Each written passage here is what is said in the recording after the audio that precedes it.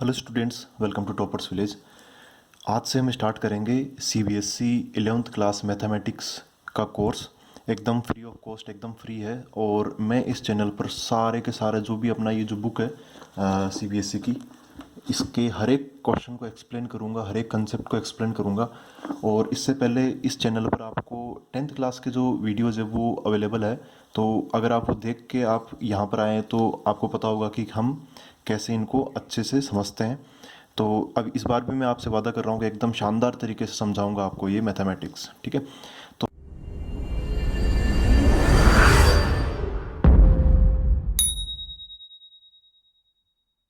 सबसे पहले स्टार्ट करते हैं सेट्स। तो आज हम सेट्स के जो एक्सरसाइज 1.1 है और कुछ बेसिक्स कवर करेंगे, फिर बाद में एक्सरसाइज 1.1 कवर करेंगे, ठीक है। तो इसका बेसिक्स देखते हैं आज, ठीक है। अच्छा, आपको राइटिंग समझ में नहीं आए तो एक बार मेरे को कमेंट बॉक्स में ज़रूर बता दे, तो हम थोड़ा उस पर भी ध्यान देंगे, ठीक है। हाँ भाई, सेट्स क्या होता है? तो सेट्स की डेफिनेशन से चालू कर लेते हैं। देखो, सेट्स ऐसा नहीं कि हम पहली बार देख रहे हैं, ऐसे जनरल लाइफ में कई सेट्स हम देखते आ चुके हैं। अगर इससे पहले भी आप कई चीज़ें देख चुके हो जो सेट्स के एग्जाम्पल है, लेकिन हम उसको सेट बोलते नहीं हैं, ठीक है। हम उसको सेट नहीं बोलते, हम कुछ और ही नाम होता है उनका। जैसे अब सेट की एक्चुअल डेफिनेशन क्या होती है? A well defined collection of objects, ठीक है।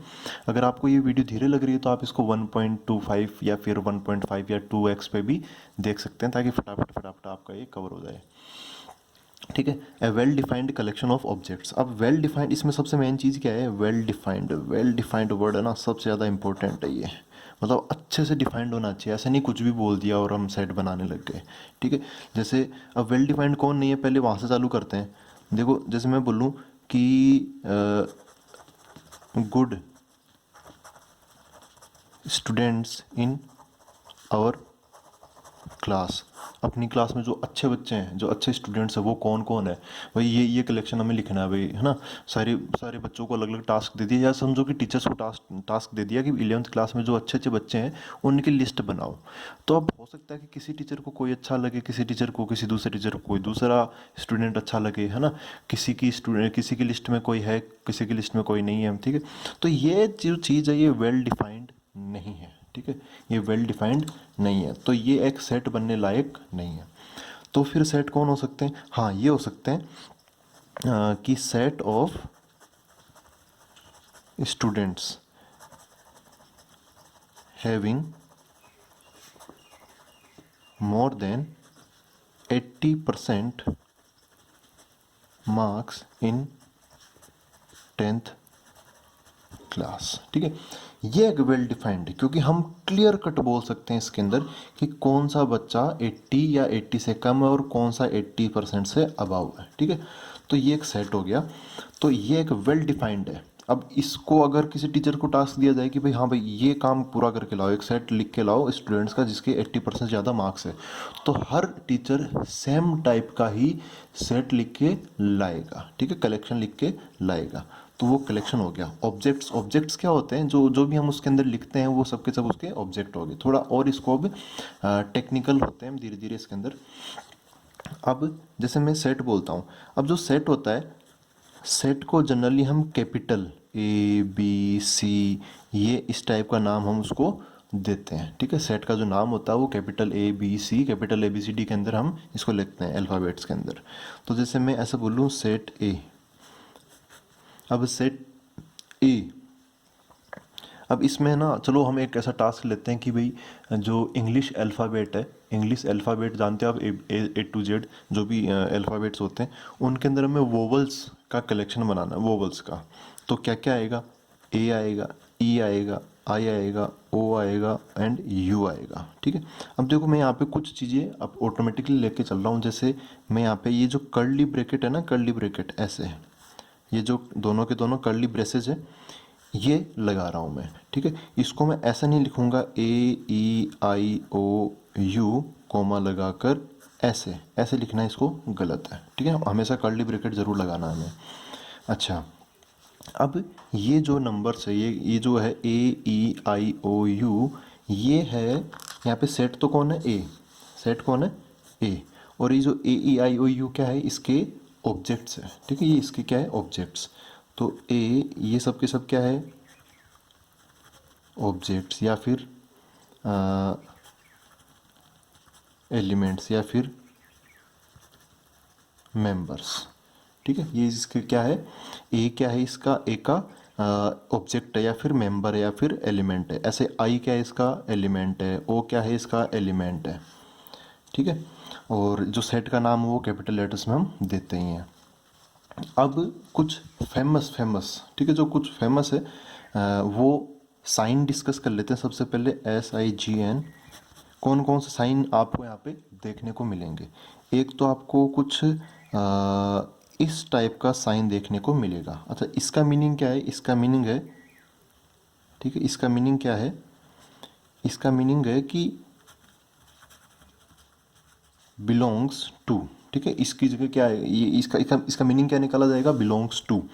अगर कभी ऐसा आ जाए, ऐसे एप्सिलॉन लिख के उसको काट दिया जाए, इसका मीनिंग क्या निकालेंगे हम, डज नॉट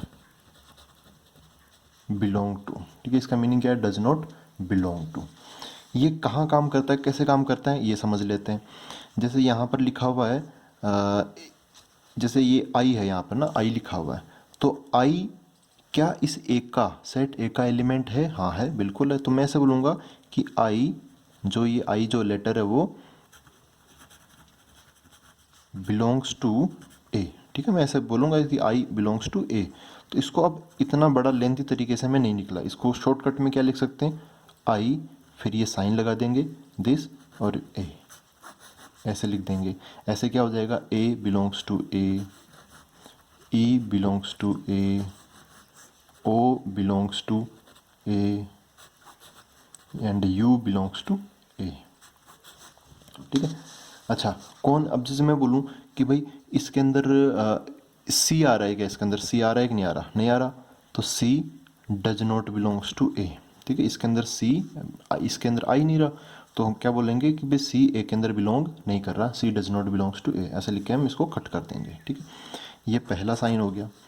दूसरा साइन देखो, आपको ऐसे दो, ऐसे जो कॉलम होता है ये, या फिर ऐसे एक बड़ी लाइन जो होती है, इस टाइप का देखने को मिल सकता है।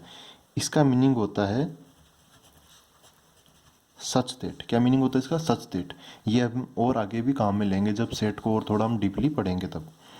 ऐसे ही थर्ड, एक ई तो आप जानते ही हो, कैपिटल ई ऐसा होता है, उसका ऐसे उल्टा। अब इसका मीनिंग क्या है, इसका मीनिंग है देयर एग्जिस्ट्स, ठीक है, देयर एग्जिस्ट्स।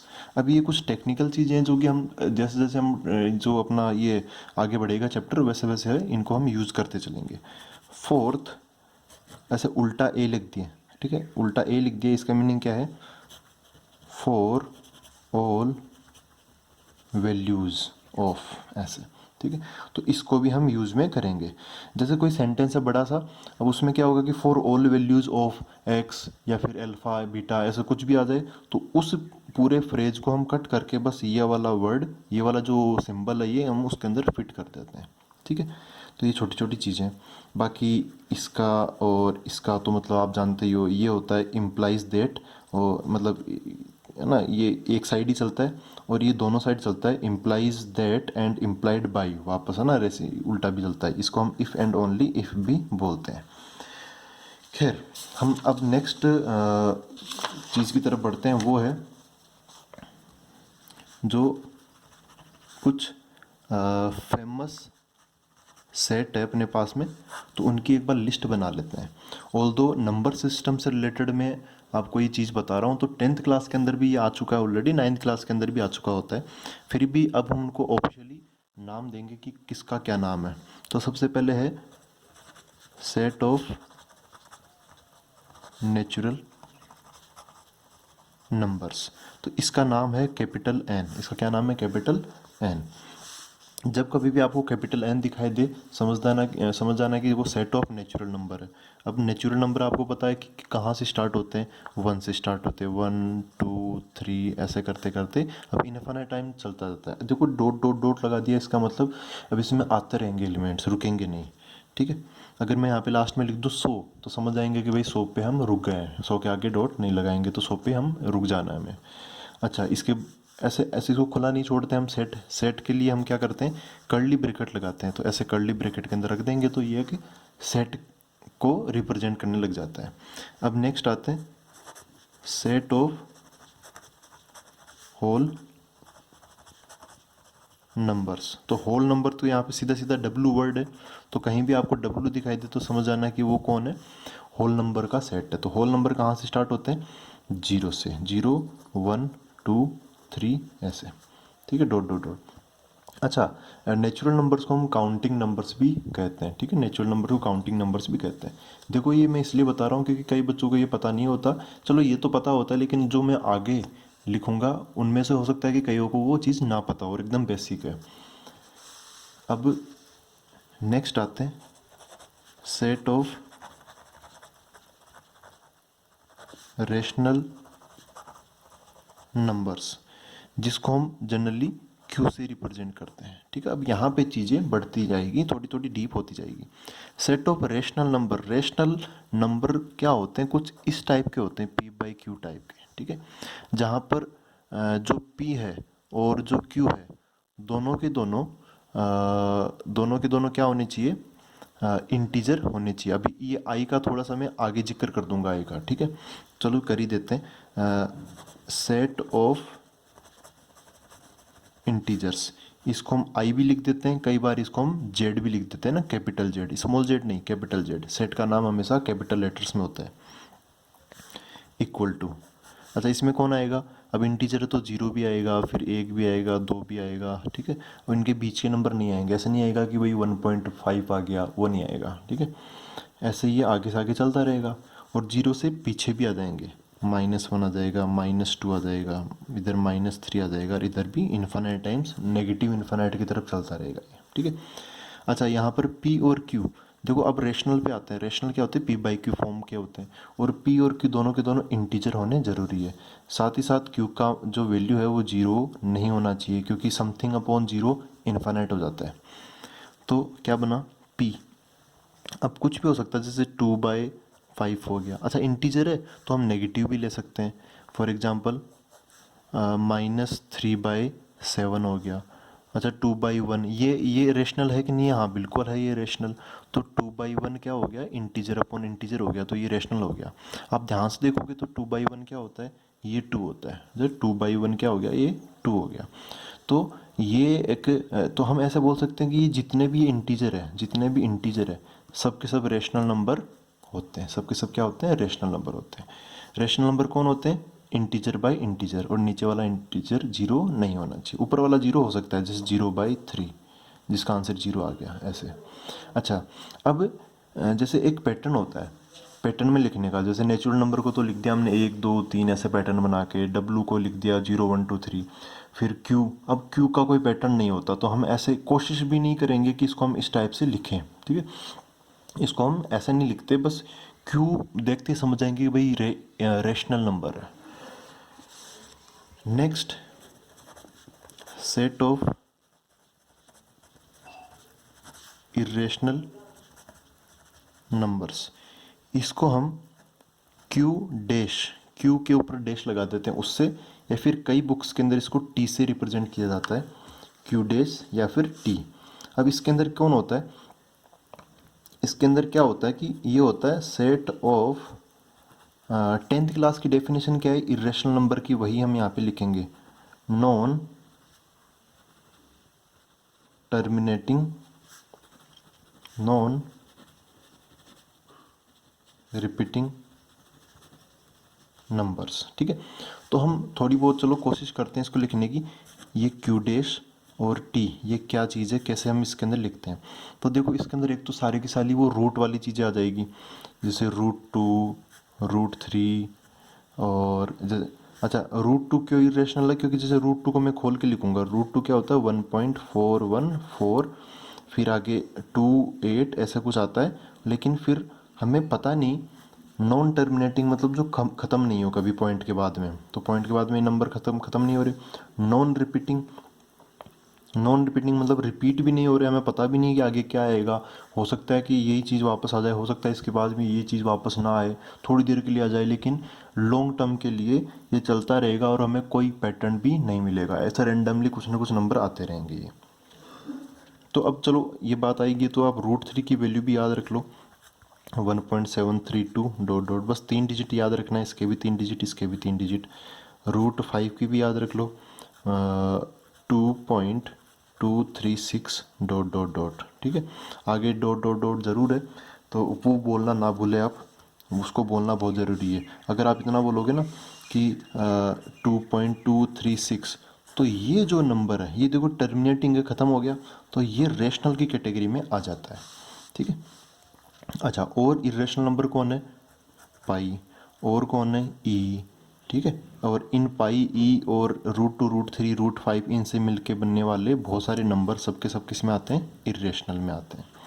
अच्छा, पाई की भी वैल्यू आप लिख लीजिए। पाई की वैल्यू क्या होती है? 3.14, उसके बाद में कुछ और नंबर आता है 1415, ऐसा कुछ आता है 1415 ऐसे डॉट डॉट डॉट।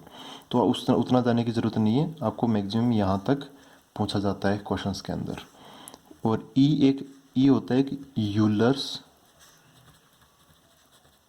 नंबर, जिसकी वैल्यू 2.718 डॉट डॉट डॉट ये इतनी होती है, ठीक है। तो ये कुछ फेमस इरेशनल नंबर है, 1, 2, 3, 4, 5, ठीक है। इनकी वैल्यूज़ आपको याद रखनी है, ये धीरे धीरे काम आएंगे, ठीक है। अब थोड़ा सा आपको अप्रोच भी बदलनी पड़ेगी, 10th क्लास की तरह नहीं है ये 11th के मैथमेटिक्स और 12th के मैथमेटिक्स। 11th तक आप क्या होता है कि कुछ जो एग्ज़ाम में क्वेश्चंस आते थे वो भी एकदम फ्रेम्ड होते थे, मतलब पहले से लगभग पता होता था कि कैसे क्या आएंगे। लेकिन यहाँ पर बड़ी फ्लेक्सिबिलिटी होती है क्वेश्चंस के अंदर, तो कैसे भी क्वेश्चन आ सकते हैं, आपको ना कंसेप्ट समझना है इनके लिए। तो ये कुछ फेमस सेट हुए। अच्छा, इनसे भी कुछ डिराइव होके कुछ सेट और हम बनाते हैं, तो आपको उनको भी समझना है। Set of all real numbers, जिसको हम अब रियल नंबर है तो साफ है कि इसका नाम आर होगा। तो इसके अंदर कौन कौन आ जाएंगे? इसमें सब आ जाएंगे। जैसे रियल नंबर मतलब एवरीथिंग, जो भी रियल है, जो भी हम यहाँ पे जो भी चीज़ हमने इस पेज पे लिखी है वो सब कुछ आ जाएगा। 0 भी आ जाएगा, 1 भी आ जाएगा, 1.1 भी आ जाएगा, रूट 2 भी आ जाएगा, 5 भी आ जाएगा, ठीक है, पाई भी आ जाएगा, -100 भी आ जाएगा। ऐसा सारी चीज़ें इसके अंदर आ जाती है, ठीक है। लेकिन हम कुछ भी कोशिश करके हम सारे नंबर यहाँ पे लिख ही नहीं सकते। मैं बोलूँ कि 1 लिख लिया, 1.1 लिख लिया, तो बस इसके बीच में कुछ है ही नहीं। बिल्कुल है, इसके बीच में बहुत सारे 1 और 1.1 के बीच में भी इन्फिनिट नंबर्स है। तो आर अपने आप में आप समझ रहे हो ना कि जैसे नंबर लाइन हम बनाते हैं, सबसे बेस्ट नंबर लाइन इसके अंदर देखो, यहाँ पे 0 है, यहाँ पे माइनस का इन्फिनिट है, इधर प्लस का इन्फिनिट है। तो इस नंबर लाइन के ऊपर प्रेजेंट आपको पता है कि एक लाइन के ऊपर इन्फिनिट पॉइंट्स होते हैं, तो ऐसे इन्फिनिट नंबर्स भी इसके अंदर होंगे। तो आर में कितने एलिमेंट्स होते हैं? इन्फिनिट होते हैं, बहुत सारे एलिमेंट होते हैं, सारे के सारे रियल नंबर होते हैं, ठीक है। अच्छा, अब एक होता है आर प्लस। अब मैं आपको साइन से बताऊंगा कि भाई आर प्लस आ गया तो उसका मीनिंग क्या है, आई प्लस आ गया, आर माइनस आ गया, आर नोट आ गया, उसका मीनिंग क्या है। क्योंकि ये चीज़ें भी बड़ी काम की होती है, ये एग्जाम में आ जाता है, लेकिन ये लिखा नहीं होता कि भाई आर प्लस का मीनिंग क्या है। आपको पहले से पता होना चाहिए कि आर प्लस का मीनिंग क्या होता है। आर प्लस हो गया, जैसा कि यहाँ पे साफ साफ दिख रहा है कि पॉजिटिव। तो set of all positive real numbers, ठीक है। जो भी रियल नंबर है, जो कि पॉजिटिव रियल नंबर है, उनका सेट हो गया। तो इसके अंदर क्या होगा कि 0 से आगे आगे के नंबर आ जाएंगे। आर माइनस में क्या होगा? Set of all negative real numbers, इसमें जो नेगेटिव साइड के हैं ये आ जाएंगे। अच्छा, 0 इसमें आएगा या इसमें आएगा? तो 0 किसी में भी नहीं आएगा, ठीक है। 0 यहाँ पर किसी में भी नहीं आएगा, क्योंकि 0 ना तो पॉजिटिव होता है और ना ही नेगेटिव होता है।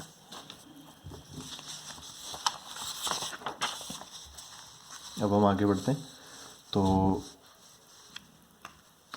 नेक्स्ट सेट लेते हैं। देखो, आई प्लस क्या होता है? अब आई क्या होता है? Set of integers. तो आई प्लस क्या होगा? Set of positive integers. Set of positive integers. Set of positive integers में कौन कौन आएगा? इंटीजर होते हैं नेगेटिव, देखो ये रहा, ये है आई, ये पूरा का पूरा आई है ना, माइनस से लेके जीरो से लेके प्लस वाले सब। तो बोला कि इस बार अपना क्वेश्चन है पॉजिटिव इंटीजर का, तो पॉजिटिव कौन है? ये तो आएंगे, नेगेटिव वाले तो आएंगे नहीं, जीरो भी नहीं आएगा, ठीक है, क्योंकि जीरो क्या है, जीरो का कोई साइन ही नहीं होता है। अब वन पे आते हैं, वन आ जाएगा, टू आ जाएगा, तो वन आ जाएगा, टू आ जाएगा, थ्री आ जाएगा, ये। अच्छा, इसका तो ऑलरेडी आप नाम जानते हो कि ये तो नेचुरल नंबर्स है, तो आई प्लस और एन एक ही बात है, ठीक है। पॉजिटिव इंटीजर्स मतलब नेचुरल नंबर। अच्छा, आई माइनस क्या होगा? आई माइनस में क्या आएगा? सेट ऑफ नेगेटिव इंटीजर्स, यहाँ पे क्या लग जाएगा? नेगेटिव लग जाएगा, तो उसमें कौन आएगा? ऐसे करते करते -3 -2 -1, जीरो नहीं आएगा। अच्छा, एक नंबर है आर नोट। आर नोट क्या होता है? Set of real numbers except zero, ठीक है। यहाँ पे आर नोट है, इसका मतलब ये नहीं कि इसको जीरो को लेके बना रहे हैं हम, ठीक है। आर नोट, आर जीरो का मतलब है जीरो को छोड़ के, यही इसको लिखने का सबसे आसान तरीका लगता है। Set of real numbers except zero, zero को छोड़ के, मतलब इसमें सब आ जाएंगे, -2 -1 -1.1 -0.99, ये सब आ जाएगा, लेकिन जीरो नहीं आएगा, 1 2 इधर पॉजिटिव की चीज़ें आ जाएगी। ऐसे आई नोट का मीनिंग क्या हो गया?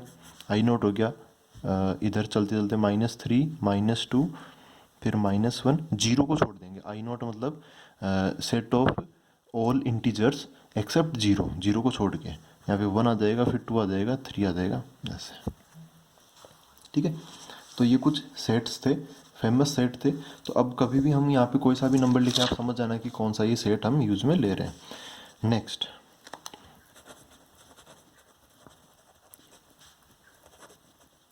Representation of sets. सेट्स को रिप्रेजेंट करने का तरीका, पहला तरीका है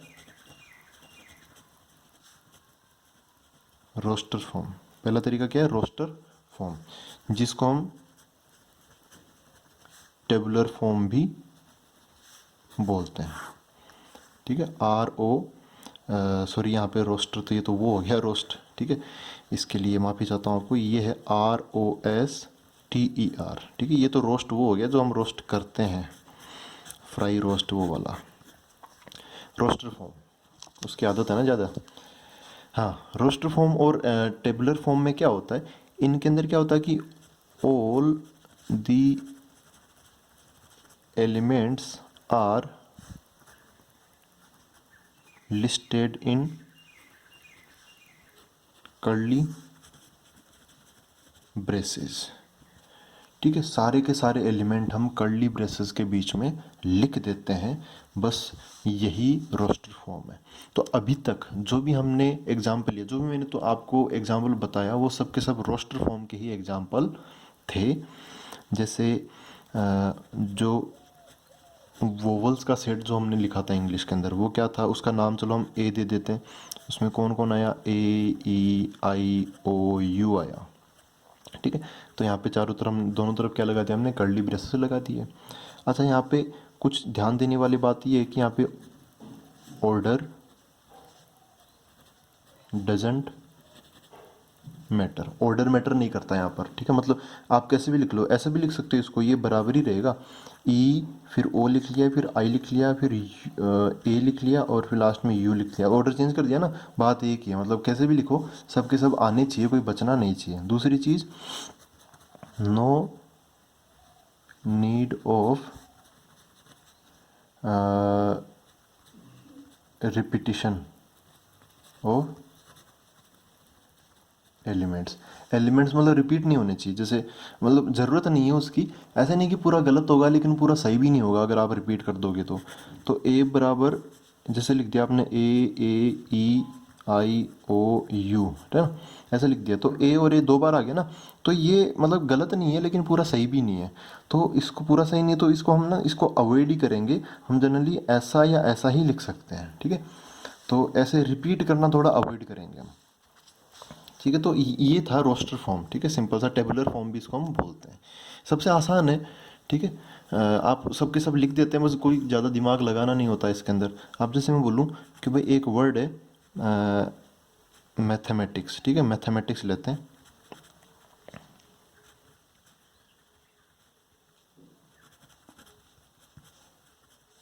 ठीक है, मैथमेटिक्स। अब हमें बनाना है सेट ऑफ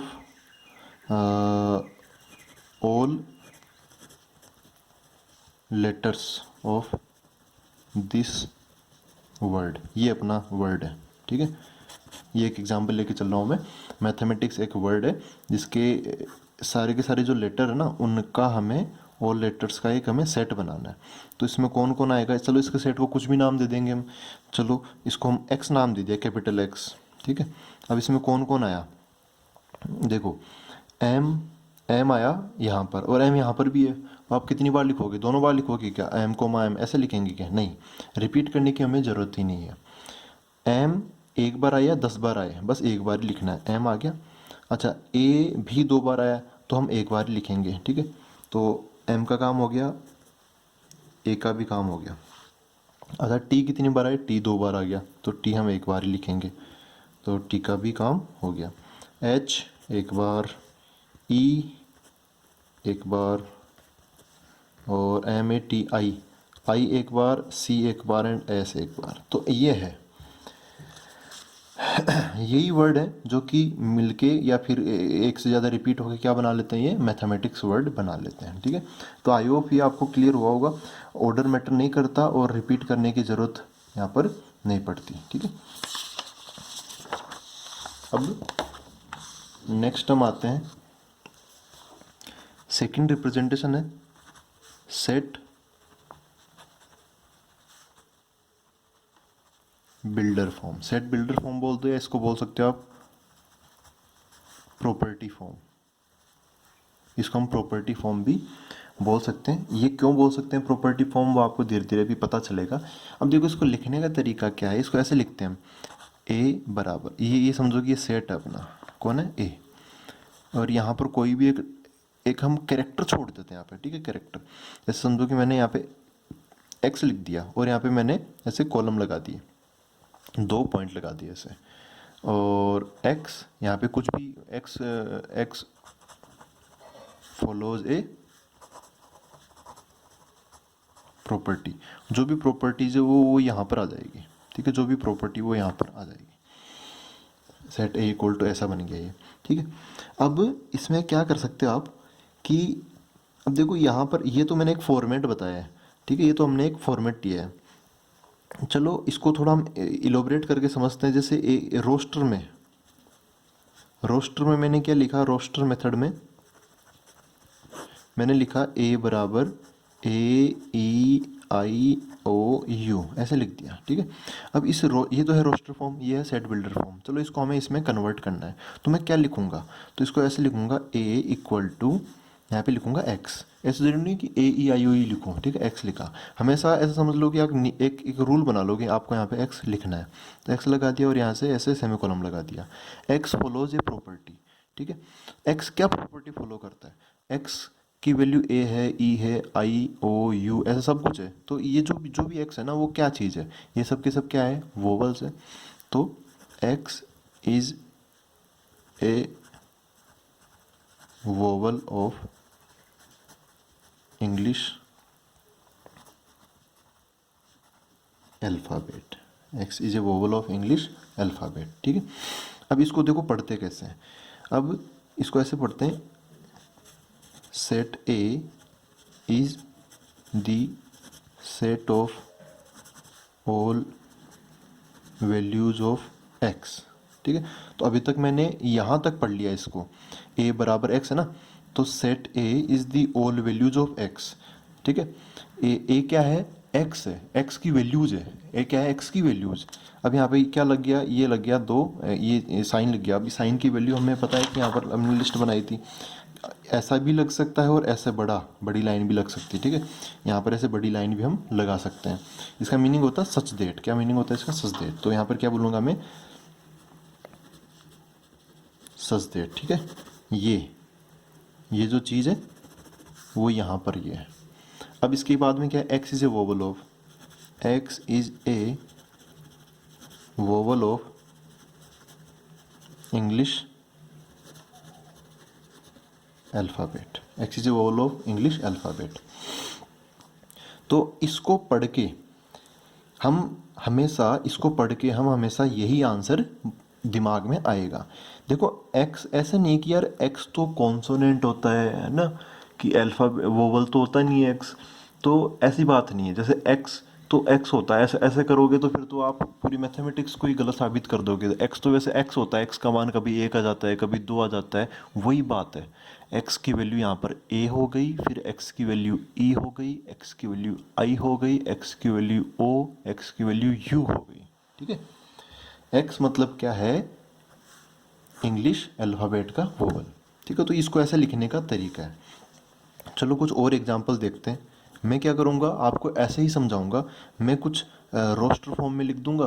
अच्छा, पहले सेट बिल्डर से रोस्टर में चेंज करना सीख लेते हैं। ठीक है, सेट बिल्डर से रोस्टर में चेंज करना सीख लेते हैं। थोड़ा और एग्जांपल लेते हैं। अब मैं लेता हूँ, चलो इस बार सेट का नाम मैंने क्या ले लिया, बी बराबर लिखा, बी बराबर B is the set of all values of x such, चलो इस बार ऐसे लगाता हूँ, सच देट एक्स बराबर 2n। ठीक है, और n belongs to natural number है ना। ये जो x की जो वैल्यू है 2n है, तो n पे डिपेंड कर रही है। अब n के बारे में मेरे को इन्फॉर्मेशन देनी, तो x की वैल्यू n पे डिपेंड कर रही है। कैसे डिपेंड कर रही है, x इक्वल टू 2n मतलब n का डबल। तो n क्या है, अब n समझो कि नेचुरल नंबर है, और 1 less than equal to n less than equal to, यहाँ पे समझ लो कि 5 ले लिया मैंने। ठीक है, अब ये कौन सी फॉर्म है, आपको ये पहचानना पड़ेगा, ये कौन सी फॉर्म है। ये फॉर्म है सेट बिल्डर फॉर्म। ठीक है, ये कौन सी फॉर्म है, सेट बिल्डर फॉर्म। कैसे, क्योंकि इसकी लिखावट, इसका लिखने का तरीका ऐसा नहीं है, ये एकदम सिंपल है। ये सिंपल है, वो रोस्टर फॉर्म है, सब कुछ लिखा हुआ क्लियर कट।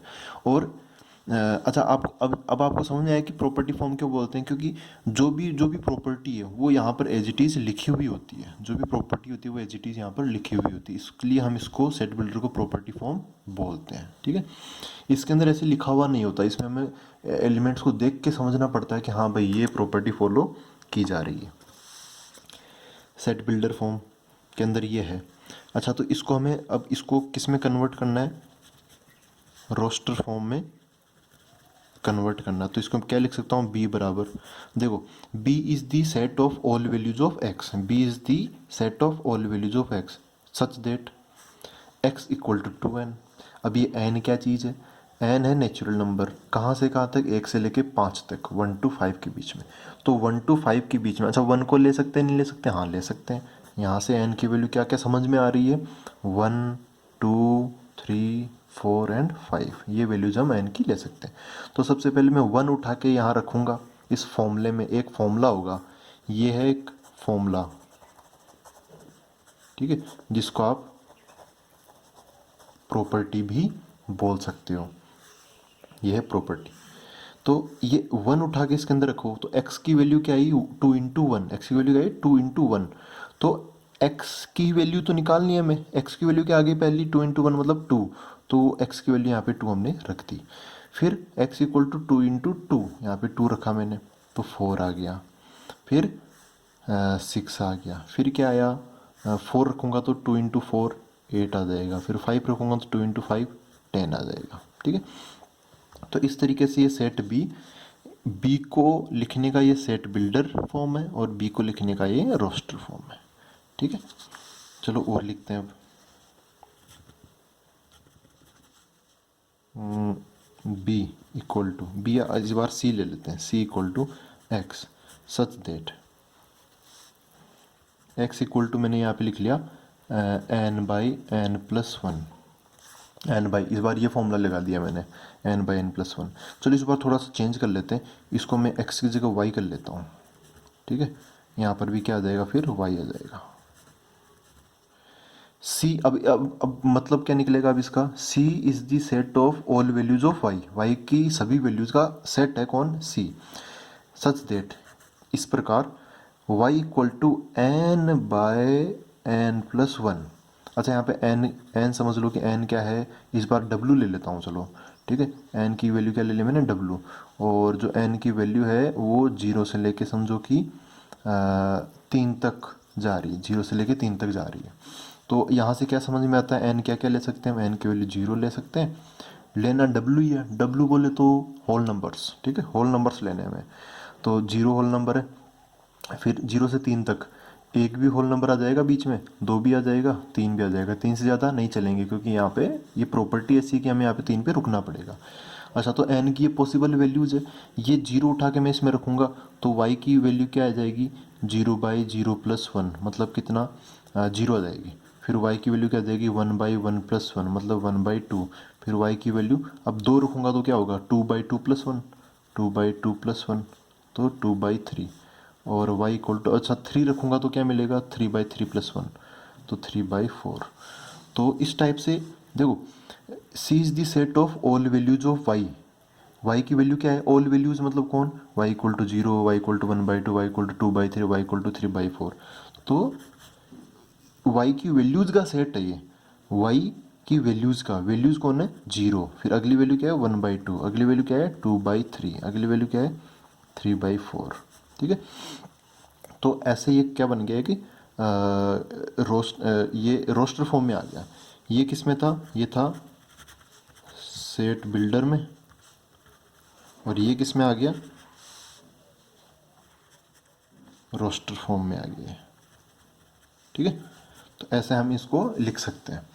अब बचे हुए जो क्वेश्चंस है, जो भी कन्वर्जन है, जो रोस्टर से सेट बिल्डर में, वो भी बड़ा आसान होता है, यहाँ से यहाँ तो पहुँचना आसान ही होता है। तो ये सब कुछ अब हम विद एक्सरसाइज कवर करेंगे। तो अगले वीडियो में मिलते हैं एक्सरसाइज 1.1 का फर्स्ट क्वेश्चन लेके। Thank you very much.